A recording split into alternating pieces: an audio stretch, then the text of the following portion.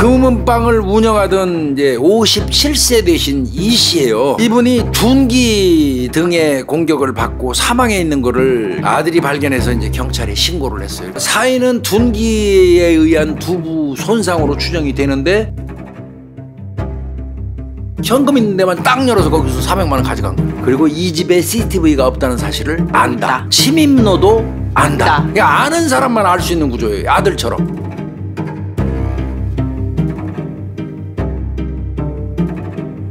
손님은 많지 않고 여기가 일반 손님 뭐 금반지 맞추러 팔찌 맞추러 가는 네네. 사람 별로 없고 단속해야 될 금방인 거예요.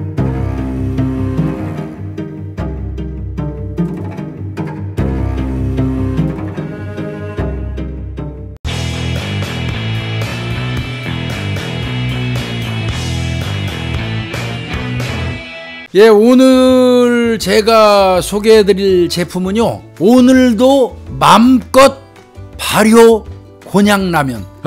이전에 우리 채널에서 광고 이미 했었습니다. 그런데 이제 아마 새롭게 업그레이드 해가지고 출시하시는 것 같습니다. 오늘도 맘껏 매운맛 시리즈, 그러니까 맵부심이라고 그러죠. 맵부심. 매운 거 좋아하시는 분들, 맵부심이 강한 분들을 위한 매운맛 라면. 아주 매우 맵습니다. 이거 저는 엄청 싫어합니다. 중독성이 있는 칼칼한 맛을 좋아하시는 분들을 위한 얼큰한 김치라면, 감칠맛 나는 짜장을 좋아하시는 분들을 위한 매운 짜장면. 이렇게 세 가지 신제품인데요, 이게 일반 라면보다 칼로리하고 나트륨은 확 줄였어요. 그리고 단백질하고 식이섬유를 포함시켜서 건강한 한 끼의 식사가 충분히 될 거라고 생각됩니다. 가격은 10개 세트에 41,000원인데 21% 할인해가지고 32,000원에 판매한다고 하시고요. 많이 좀 이용하시고 드셔보시고 건강도 지켜보시라고 이렇게 권하고 싶습니다. 구매하는 방법은요, 네이버 창에다가 그녀의 라이프 N 이렇게 검색하시거나 댓글 상단에다가 주소를 올려놓을 테니까 참고하시기 바랍니다.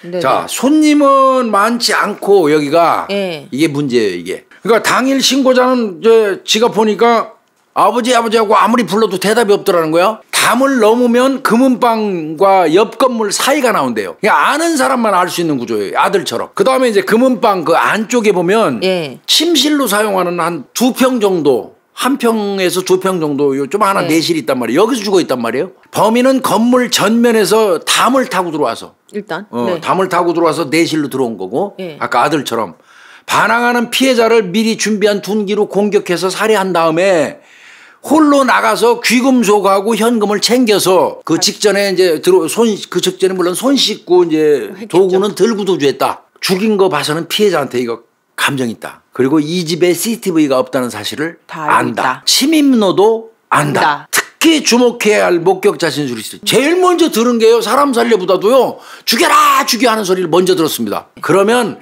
강절도 이 범행을 하는 놈들 중에서 요 사람하고 거래관계로 면식이 터진 놈이 들어와 가지고 죽인 게 아닐까, 요렇게 생각을 해요. 뜻밖의 어떤 제보자 하나가 이런 얘기를 해요. 그 사건 시간대 20시 55분경이, 그러니까 40분 전후잖아.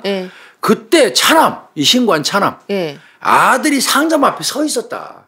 이거는 CCTV 없는 것도 다 알고 다 하는 거 아니에요. 그렇죠. 그러니까 아들이 제1용의자에 이제 들어가는 거죠. 아이고. 자, 가족관계 조사를 지금부터 철저하게 하는 거예요. 이제. 네네. 봤더니 피해자는 아까 말씀드린 것처럼 교통사고로 2다리가 불구예요. 보험금은 얼마 받았냐면 8억 받았어. 8억. 이 양반이 그 8억 받아서 잘 살았으면 되는데 도박하고 복권에 빠져버렸네. 그래가지고 홀랑 말아먹어버렸어요. 패가망신한 거예요. 거의 큰아들은 사업 실패해가지고 빚져가지고 그냥 어렵게 있는데도 이 사람은 8억 다 탕진하고 오히려 거기다 플러스 1억 채무까지 얹었어요. 이 과정에서 가족하고 불화가 어땠겠어요?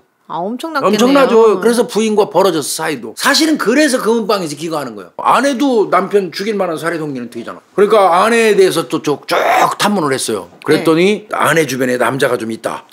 그 중에 한 사람이 죽였을 수도 있다.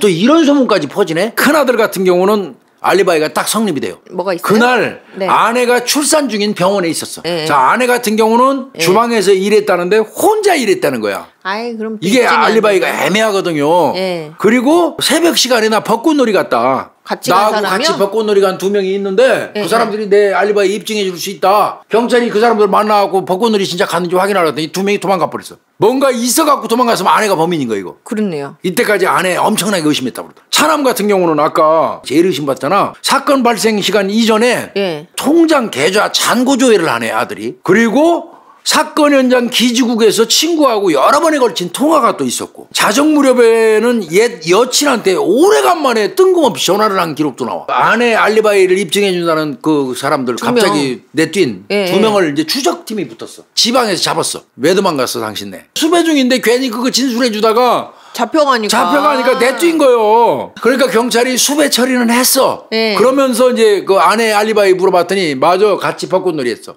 그럼 아내는 아니네요. 아닌 거예요 아내는. 화가 엄청났어 차남이. 그래갖고 거짓말 탐지기 불능 나오고 네. 최면 수사는 안 하겠다고 비협조해서 실패로 끝났고 차남도 용의자에 들어가 있지만 한편으로는 차남한테 여기 단골 손님 다 대라 이거지. 그렇죠. 좀 의심 가는 사람은 이제 이렇게 말하고 지하고 친한 작물 보면 또 숨겨줘. 말을 안 해. 왜? 아버지는 돌아가셨어도 금방 해야 되니까. 자, 이 사건 하는 과정에서 잡았다 놓친 일도 하나 있어요. 도둑놈이. 네. 도둑놈이나 불러 옛날 도둑놈이니까. 네. 사건 발생하기 전에 야, 그 땡땡 금은방 거기 CCTV도 없고 말이야. 주인이 장애인이라서 저기 치는 거 진짜 쉬울 것 같아.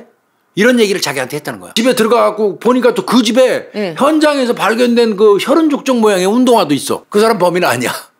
에이, 전부 조사해보니까. 그냥 말한 거예요. 그냥 꺼덕거리나고 그냥 주변 사람들한테 한 얘기가 또 그 사람이 또 신고해준 사람 고마운 사람이 어떤 면에서는 맞아요. 그래갖고 또 허당 잡은 일이 있대요. 또 어떤 고등학생이 이거 내가 한 거다 망치로 깠다 이런 문자를 친구한테 발송을 했어. 그 친구가 신고를 했어. 조사해보니까 거짓말이야. 어찌됐건 차남이 의심되는 사람들 쭉 얘기를 했어. 그 중에 한 사람이 이름 연락처는 모른다고 그러고 다만 키가 한 180cm 정도 되는데 그 사람이 와서 작물 팔러 올 때마다 키 큰 애라고 불렀대. 키 큰 애.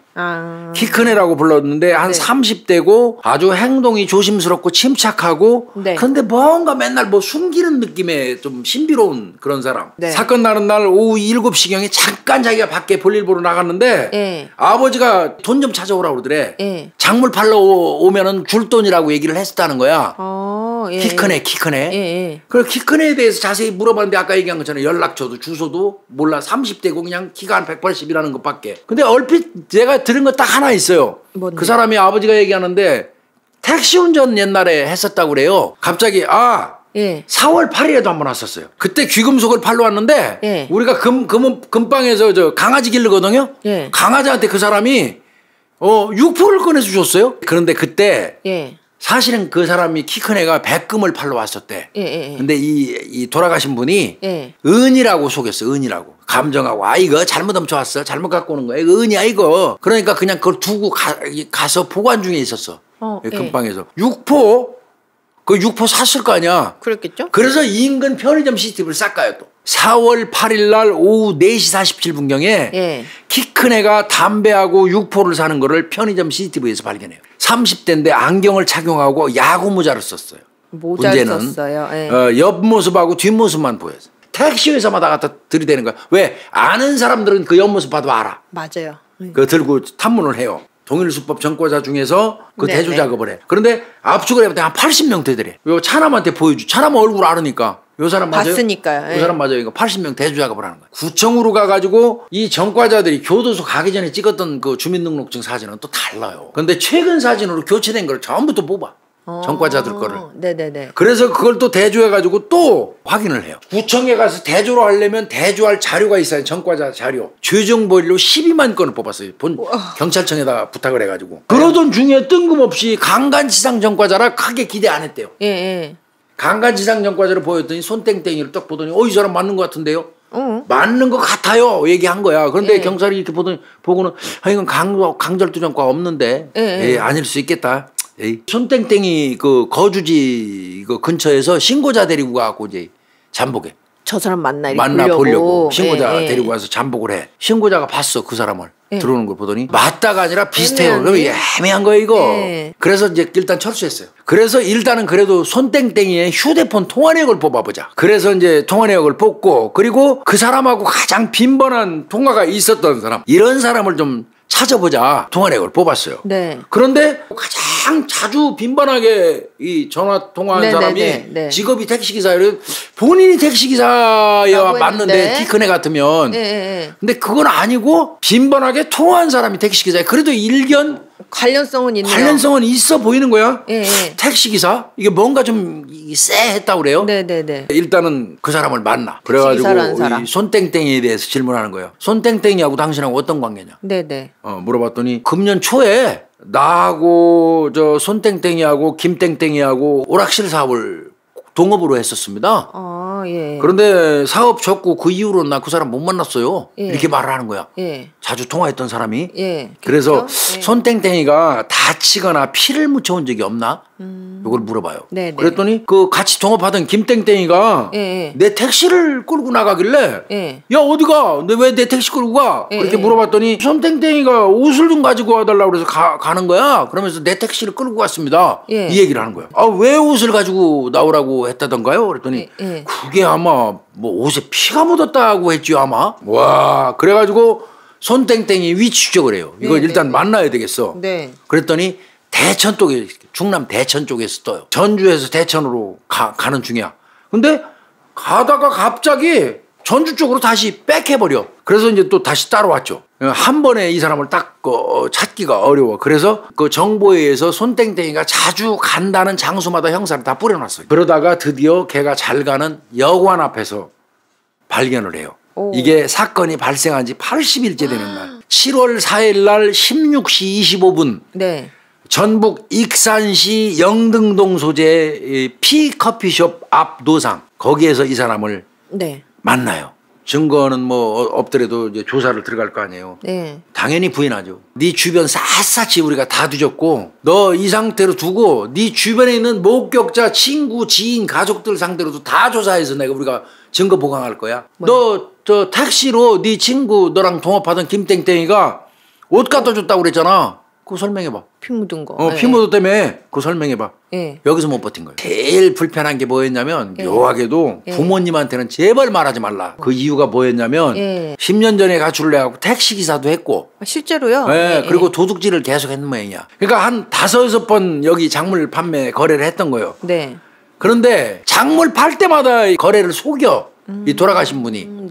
그 감정이 상당히 쌓여 있었어. 이게 원한이 후려치고 장난치고 그러니까 그날 16시 50분에 이제 온 거야. 마음 놓고 오는 거야. 그 집에 CCTV 없으니까. 그리고는 걔가 도착해서 16시 50분경에 도착했으니까 이제 저녁 때 다 끝나갈 무렵 되잖아. 그때 이게 얘가 얘기했어. 거래할 게 굉장히 많다. 좀 샷다 내리고 거래하면 안 될까요? 이렇게 요구를 했어. 그랬더니 이 돌아가신 분이 나 지금 당장에 현금 없거든. 현금이 없으니까 이따 다시 와내 돈 준비할게. 그리고는 외출 나가는 아들한테 돈 찾아오라고 한 거야.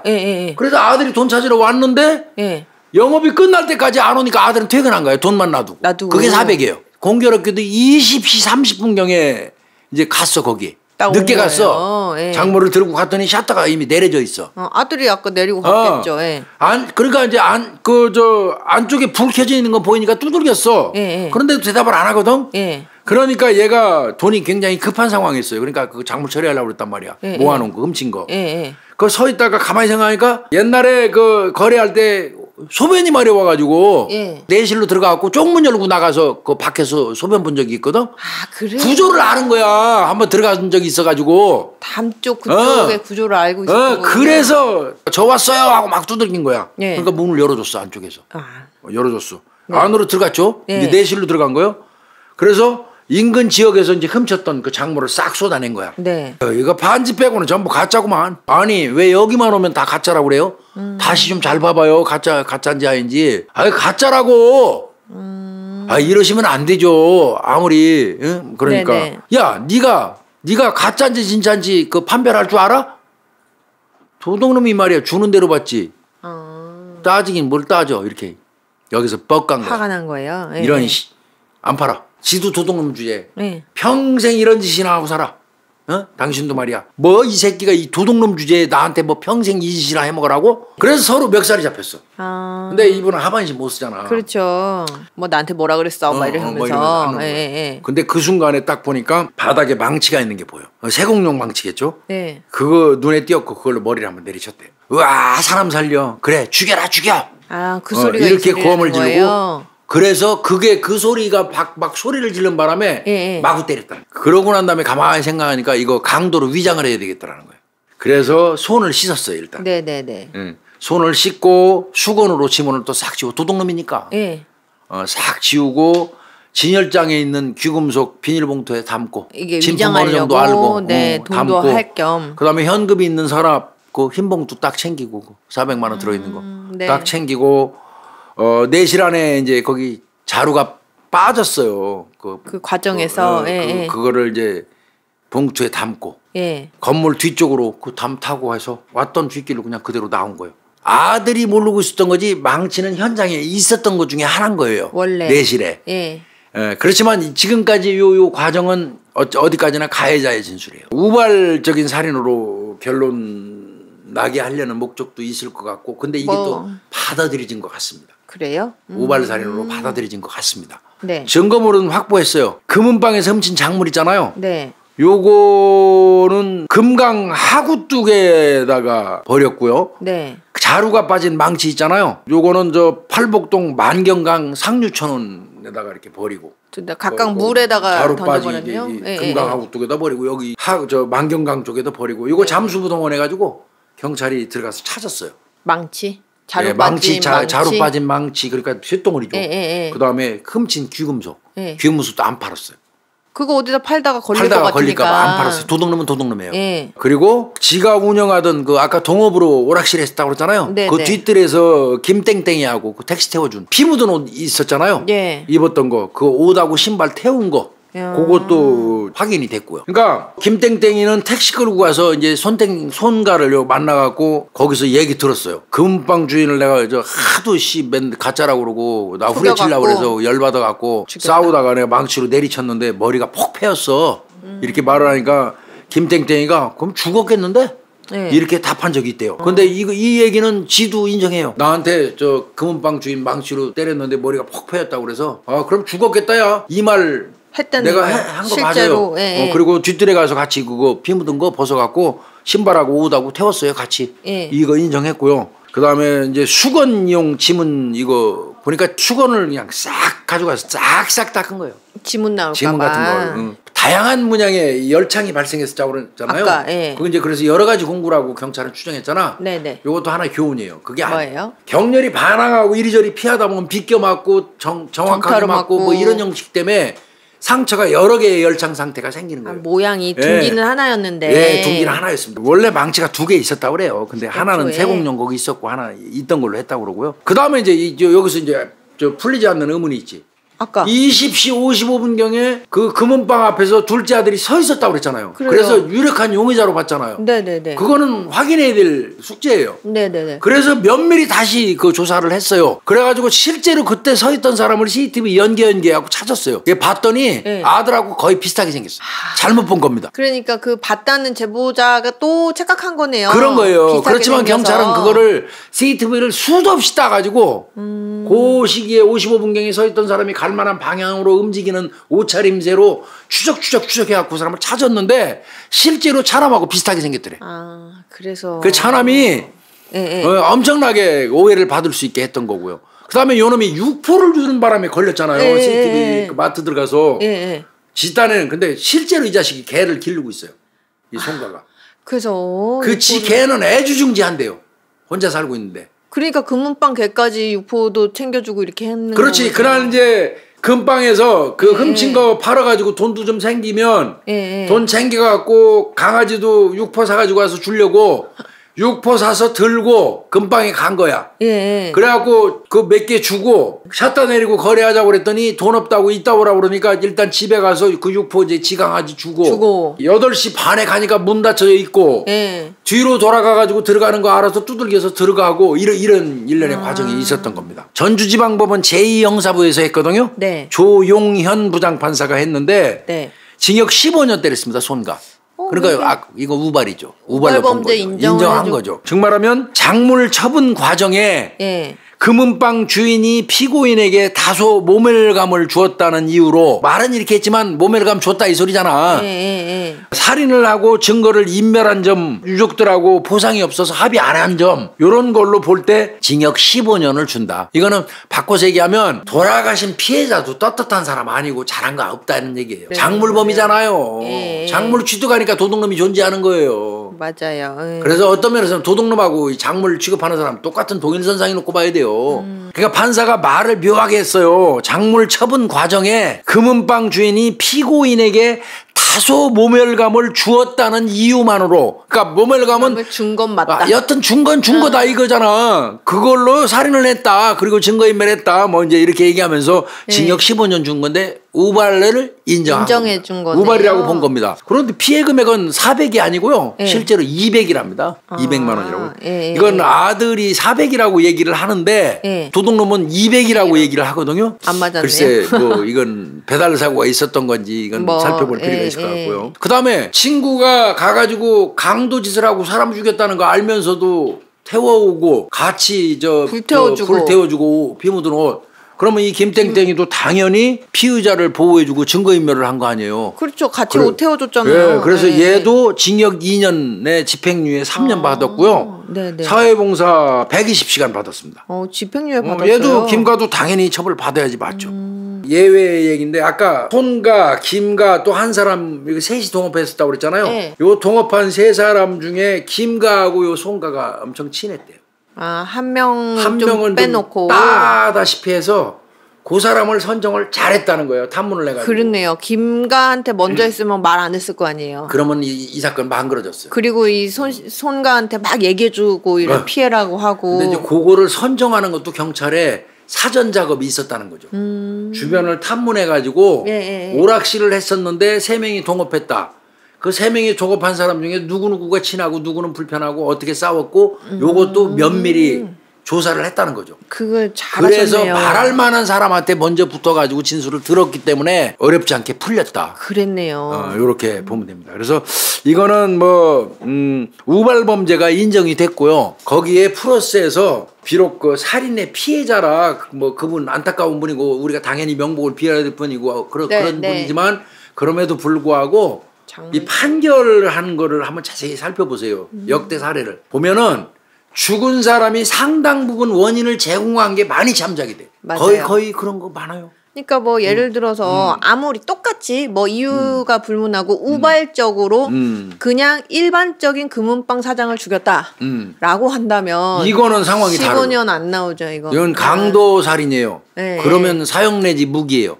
그런데 이 경우는 거래 관계를 하는 과정이고 불법이고 그 자체도. 그 다음에 아마 많이 참작된 거는 그 백금도 찾았거든요. 경찰이. 실제로 백금 맞아요. 백금 맞는데 은이라고 속인 거 맞아요. 그러니까 이분이 작물을 취급하면서 훔쳐온 놈들이 도둑놈이다 보니까 진짜 다이아몬드 반지를 훔쳐갖고 와도 이거 큐빅이야. 이런 식으로 후려쳐가지고 이런 장난을 많이 했던 것 같아요.